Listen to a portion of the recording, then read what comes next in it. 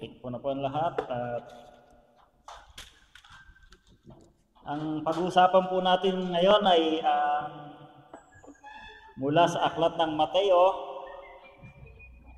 umpisa po ng verse 24 hanggang 30. Pero may konti lang pong pagbabago pagdating sa daloy ng talata. Pakisabi nga po sa ating mga katabi, the kingdom of God has come to you. Amen. Dahil ngayon po ay Easter Sunday na, ibig sabihin katagumpayan na po ang ating kailangan maranasan sa bawat isa. Ito po yung binigay po sa atin na mga talata is yung the parable of divided kingdom. Sabi nito, ito po makikita po natin ito sa Mateo 12:24 to 30. Meron din po itong resemblance sa Mark 3:22 to 30. Meron din po sa Luke 11:14 to 23. Ito pong tatlong synoptic gospel po na to, makikita po natin ang bawat bersikulo na to. At meron din po tayong ma-encounter dito na mga katanungan na maaari po nating masagot. Meron pong what, who, and why. Ito po yung mga pinaghandaan po natin. Basahin ko lang po yung binigay po sa atin na mula 24 to 30. Sabi po rito, ngunit nang marinig ito ng mga Pariseo ay sinabi nila, ang taong ito ay nagpapalayas ng mga demonyo sa pamamagitan lamang ni Beelzebul na pinuno ng mga demonyo. Ngunit nalaman niya ang mga iniisip nila at sinabi sa kanila, ang bawat kahariang nahahati laban sa kanyang sarili ay mawawasak, at ang bawat lungsod o bahay na nahahati laban sa kanyang sarili ay hindi makakatayo. Kung pinapalayas ni Satanas si Satanas, siya ay nahahati laban sa kanyang sarili. Paano nga makakatayo ang kanyang kaharian? At kung sa pamamagitan ni Beelzebul ay nagpapalayas ako ng mga demonyo, sa pamamagitan nino sila nagpapalayas ng inyong mga anak, kaya't sila ang magiging mga hukom ninyo.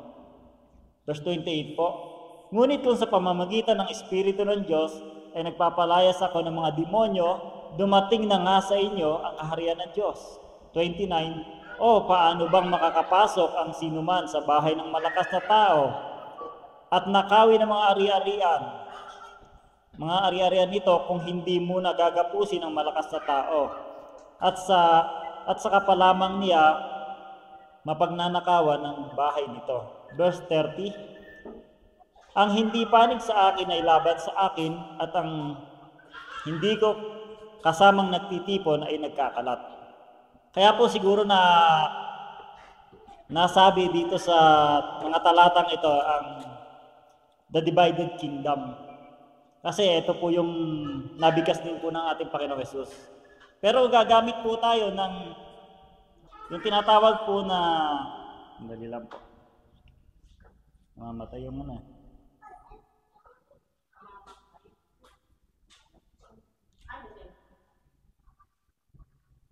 Okay naman, 2 minutes. Ito po yung gagamit po tayo ng tinatawag na hermeneutics. Principle number 4, ito po yung interpret the text according to its context. Ito po yung pinapagamit po sa amin kadalasan. Sabi po rito sa verse 24, ngunit nang marinig ito ng mga Pariseo ay sinabi nila, ang taong ito nagpapalayas ng mga demonyo. Ngayon po, bakit po nasabi ng mga Pariseo ito? Sa pamamagitan ng kanilang pandinig, narinig nila yung mga sinabi ng mga tao. Babalik po tayo ngayon sa flow of context. Babasahin po natin yung bandang itaas na verses. Sabi kasi rito, ngunit nang marinig ito ng mga Pariseo ay sinabi nila, ang taong ito ay nagpapalayas ng mga demonyo. Ang narinig po nila, ito po sinabi ng mga tao At ang lahat ng tao namangha at nagsabi, ito na kaya ang anak ni David. Ito pala yung nadinig ng mga Pariseo mula doon sa mga tao. Kaya kinontra kagad ng mga Pariseo, sabi nila, nagpapalayas lamang ito sa pamamagitan ng mga demonyo. Ngayon, yung mga tao nakadinig na yan, bakit naman ito nasabi? Yung sinabi nila na ito na kaya ang anak ni David? Aakit pa ulit tayo sa itaas na context po nun. Ito po yung kanilang narinig. Sabi dito, pagkat sa verse 22 po ng chapter 12, verse 22 sabi, pagkatapos ay dinala kay Jesus ang isang bulag at pipi na inaalihan ng demonyo at kanyang pinagaling ito, kaya't ang dating pipi ay nakapagsalita at nakakita. Iyon po pala yung nasaksihan ng mga tao. Kaya sinabi ng mga tao, ito na kaya ang anak ng Diyos? Sabi, ang anak ni David. Kaya rin po nasabi ng mga Pariseo, kinontra yung mga sinabi ng tao. Kasi po nagkakaroon sila ng kontrahan sa mga panahon na yun dahil ang gusto ng mga Pariseo, ayaw nilang papaniwalain yung mga tao kay Jesus. Ngayon, sino po ba itong mga Pariseo na to? Ang sabi po rito, yung sa Bible ko po kasi may dictionary sa likod, tinignan ano ba ibig sabihin ng Pariseo na to? Sino ba itong mga ito? Sabi na, ang Pariseo po, ito po ang definition sa kanila. Kasapi sa sektang Hudyo na mahigpit na sumusunod sa kautusan ni Moises at sa mga batas na idinadagdag bilang paliwanag nito. Iyon pala yung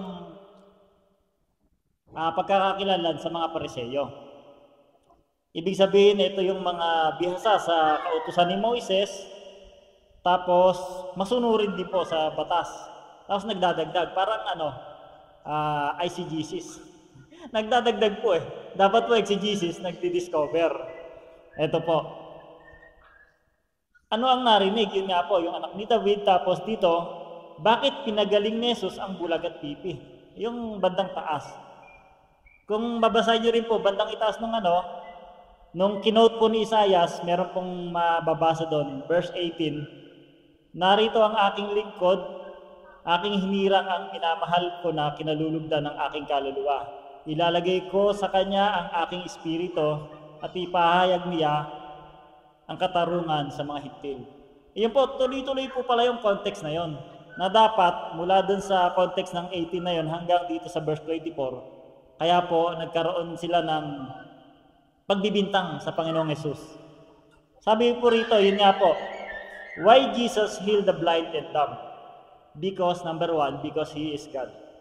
Sabi rito, Psalm 77, verse 4, sabi rito, you are the God who performs miracles, you display your power among the peoples. Ito po yun. Ito po yung yung nakita ng mga tao. Ito po yung sinasabi ng versikulo na yun sa verse 22. Sabi pa isa pa, why Jesus healed the blind and dumb? Because He is the King.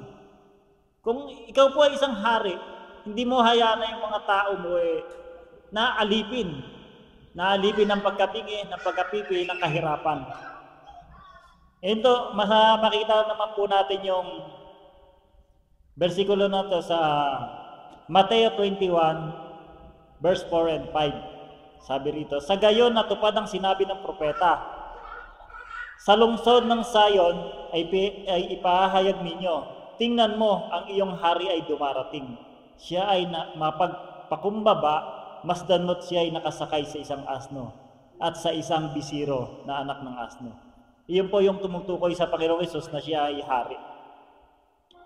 Ito, balik po tayo sa context, sa verse 25 naman po. Sabi rito, ngunit nalalaman niya ang mga iniisip nila at sinabi nila sa kanila, ang bawat kaharian na hati laban sa kanyang sarili ay mawawasak. Ito po, pinaliwanag na po rito, masasabi natin ipinaliwanag ni Jesus na hindi ito yung divided kingdom. Ito yung, kasi pag divided kingdom, hindi si Satanas magpapalayas ng sarili niya. Kasi ang gusto ni Satanas, buo rin yung kanyang teritoryo. Kaya po yung pinapakita rito ng Panginoong Hesus, siya yung may authority, siya yung king, siya lang yung mamay-ari sa taong yon. Kaya pinalayas niya yung masamang espiritu na nandun sa taong yon. Habang sa pagpapatuloy po ng verse, dito po tayo sa verse 28. Sabi rito, ngunit kung sa pamamagitan ng Espiritu ng Diyos ay nagpapalayas ako ng demonyo, dumating na nga sa inyo ang kaharian ng Diyos. Ito po yung ating pamagat. The kingdom of God has come to you. Ito po, kasi sa panahon po natin ngayon, tagumpay na po ang Panginoong Hesus. Kaya po masasabi po natin sa bawat isa na tumanggap po sa ating Panginoong Hesus, the kingdom of God has come to you. Ano po ba yun? Pag yung kaharian ng Diyos ay nasa sa atin na. Dito po tayo magpo-focus sa verse 28 na to. Dumating na nga sa inyo ang kaharian ng Diyos. What is the kingdom of God? Ito po, kingdom, ibig sabihin po, binubuo po ito ng dalawang salita. Isang king, tsaka isang yung dam. Yung king po, ibig po niya sabihin, the male ruler of an independent state, especially one of inherits the position by right of birth. Napakaganda po nung pagkaka-explain po rito. Ang king po, the position by right of birth. Hindi po ito yung pinagbobotohan. Ito po yung position niya na mula po siya ng ipinanganak. Makita po natin sa katauhan po ng ating Panginoong Jesucristo. Hindi po siya kailangan pagbotohan. Yung isa naman po, yung dom naman po, di ba, kingdom, ito naman po yung dom, dominion. Ibig po niya sabihin, the power of right of governing and controlling sovereign authority, territorial position. Ito po siya. The kingdom of God is not a religion. Totoo naman po. Ang religion po kasi is based on, ano po siya sa mga program. Yan po ang kadalasan ng religion. Pero ang kingdom po, hindi po ganon. The center of a kingdom is a person. Totoo naman po, yung hari. Yun po ang sentro ng kingdom, is yung hari. Not an organization. The king, yun po yung sentro niya, which is si Jesus. Kingship has to do with authority and power. Yun po yung nasa Matthew 28:18. Lumapit si Jesus at sinabi sa kanila, ibinigay na sa akin ang lahat ng kapangyarihan sa langit at sa lupa. Yun po yung pinaka-verse niya po. A kingdom is a governing influence of a king over a territory impacting with his will, purpose, and intent, producing a citizenry of people who express his culture and reflect his nature. Yun po pala yung pagka sinabing kingdom, influence of a king. Kumbaga, yung influensya ng hari, nakikita po sa kaharian. Tapos, intent, producing a citizenry. Kasi kung wala pong mga citizen, hindi rin po siya maaaring tawaging kaharian. Pero po ito, nakasentro lang sa isang persona, which is yung hari. Ayun, meron ding culture, reflects his nature. Sabi naman dito sa Revelation 1:6, Pahayag 1:6, ginawa niya tayong isang kaharian ng mga pari upang maglingkod sa kanyang Diyos at Ama. Kay Jesucristo ang kaluwalhatian at kapangyarihan magpakailanman. Amen. Yan po yung nakalagay po doon. Ito pa rin po yung, base pa rin po ito sa verse 28 na sabi rito, verse 28 ng 12, hindi po tayo lumalayo. Sabi po rito, dumating na nga sa inyo ang kaharian ng Diyos. Ito po yung nasa inyo na yung kaharian ng Diyos, ito na po yung mga ma-experience natin. Yung mari na tayong, ginawa niya tayong kaharian, ito po. Basahin ko lang po sa English yung pinaka, ng Revelation 1:6, sabi rito, He has made us kingdom of priests of God, His Father, all glory and power to Him forever. Amen. Dalawa po kasi yung pinagbasihan ko ritong translation. Yung isa po NLT, which is New Living Translation, at saka yung isa King James Version. Sa King James Version po, ito pong sinasabi, and He had made us kings. Dinirekta po ng King James. Ginawa niya tayo mga hari. Pero sa translation po ng Greek, ang ginamit po rito is Basileia.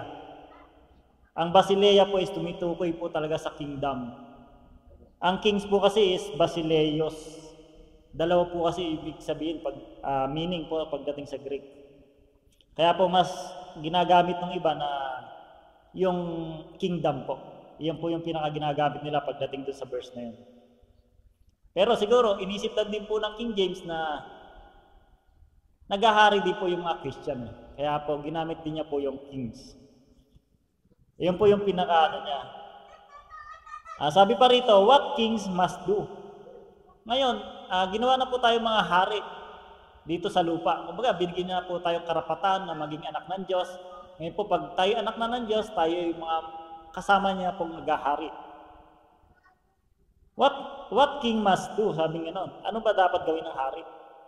Sabi rito, number 1, Kings exercise dominion primarily by speaking. Yun po pala dapat, sabi rito, sa pagsasalita pa lang po, dapat magkakaroon na po siya ng dominion. Kumbaga, hindi po lalamya-lamya ang isang hari.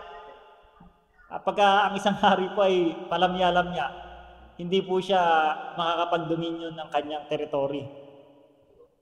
Sabi po rito sa Ecclesiastes 8:4, the word of the king has power. Ayun po. Kaya kailangan kings exercise dominion primarily by speaking. Dahil yung mga salita ng hari ay may kapangyarihan. When God's kings speak God's words, yun po, God back ups it with power. Sabi gano'n.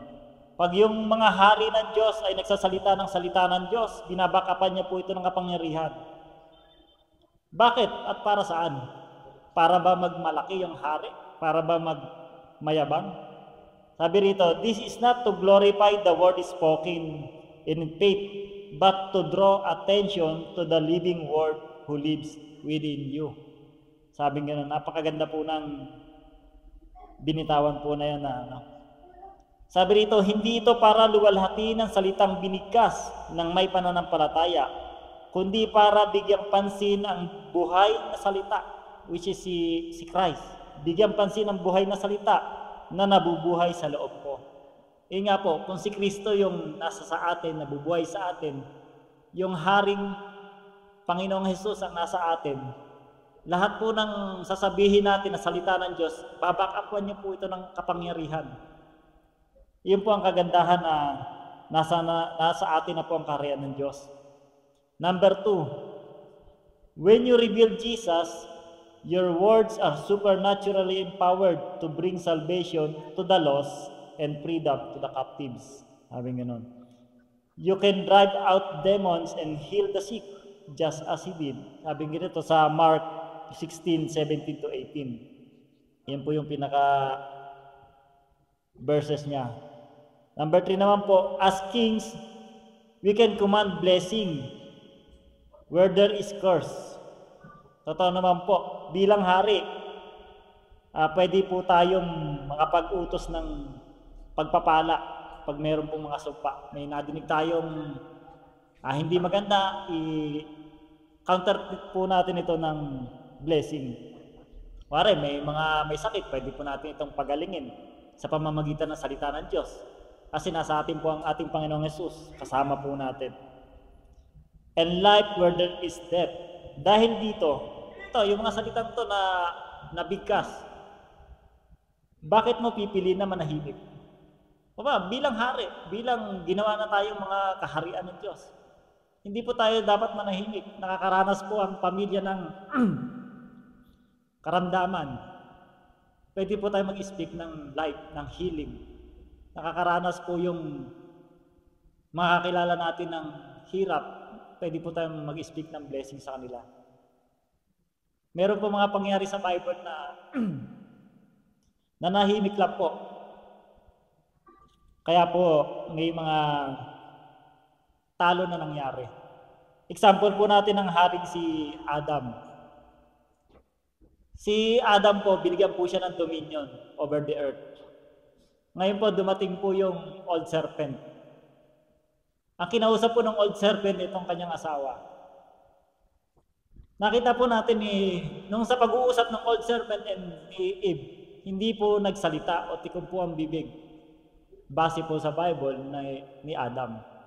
Nung binigyan po siya ng bunga ni Eve, hindi pa rin po siya nagsalita. Hindi niya rin po ni-rebuke. Iyon po, dahil sa pagtikom ng bibig ng isang hari, meron pong kaharian o merong dominion na pwede pong mapasailalim sa ibang kaharian. Buti na lang po itong ating Panginoong Hesus. Matuturing din, ito po talaga isang great king, yung Panginoong Hesus po. Sa Matthew 4 po, yung temptation of Christ. Ganito po talaga ang hari. Tinempo siya ng dyablo. Pero hindi po tikom ang bibig niya. Lahat po ng sabihin ng dyablo, nakokontra po ng ating Panginoong Hesus. Lahat po ng ipinapakita sa Kanya, meron po siyang pansagot lagi. Dapat po, sa salita pa lang po, meron na pong matalinong pagsagot ang isang hari. Ganon din po itong si David. Nung ang kanya pong mga kababayan, mga Israelita ay takot na takot sa pagharap sa malaking kalaban na si Goliath, makita po natin dito na si David, ayon sa nasusulat po sa Bible, hindi po siya ganong kalakihan, hindi po siya ganon. Kumbaga, bagos nga po, bunso nga po siya na sinasabi sa mga magkakapatid. Kung itong si David po ay nanahimik na lang po, hindi pa po siya noon nakikitang hari. Pero nung siya inano na po ng propeta, na dineclare na po na binusa na po siya ng langis, nalaman na po niya na, kumbaga, pwede pala sa pamamagitan ng Panginoong Hesus, siya yung magiging hari sa pamamagitan ni Yahweh. Karoon po siya ng kalakasan ng loob. Hinarap niya po ang malaking kalaban na si Goliath. Habang nakikita po ng kanyang mga kababayan na eto si David, paano to magiging makakalaban sa kanyang malaking kalaban? Inispeak niya po ang salita ng Diyos. Binakapan po naman ito ng power ng Panginoon. Kaya po lahat ng katagumpayan, sinabi niya po ron, pababagsakin ka ng aking Panginoon. Hindi niya po inalintana yung laki ni David. Hindi niya po naramdaman yung takot dahil alam niya mas malaki yung kanyang Diyos kumpara kay David. Ngayon po yung mga example po ng hari na yon may pagbagsak at mas marami po yung nagtagumpay. Dapat po isabuhay po natin ito. Yung katagumpayan dahil ang ating Panginoong Hesus kasama natin. Sabi nga, ako at aking ama ay mananahan sa iyo. Sabing gano'n. Kaya po, ito po dapat nating isaisip lagi. Ng ating Panginoong Hesus, hindi niya po tayo iiwan, hindi niya po tayo pababayaan. Dahil po, the kingdom of God has come to you. Nasa inyo na po.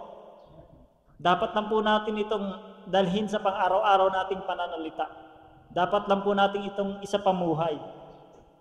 At bilang po sa pagtatapos po, dapat po nating tandaan, ang magandang balita ng kaharian ay ang maluwalhating kapahayagan ng paghahari ay narito na sa abot ng pananampalataya.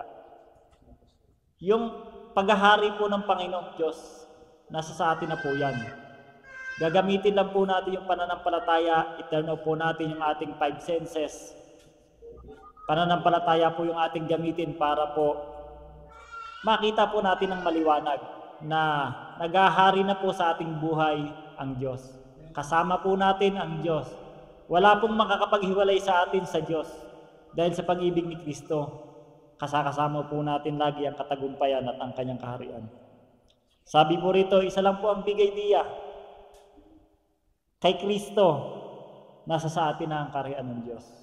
In Christ, the kingdom of God has come to you. Amen. Maraming salamat po. Sa Diyos po ang papuri.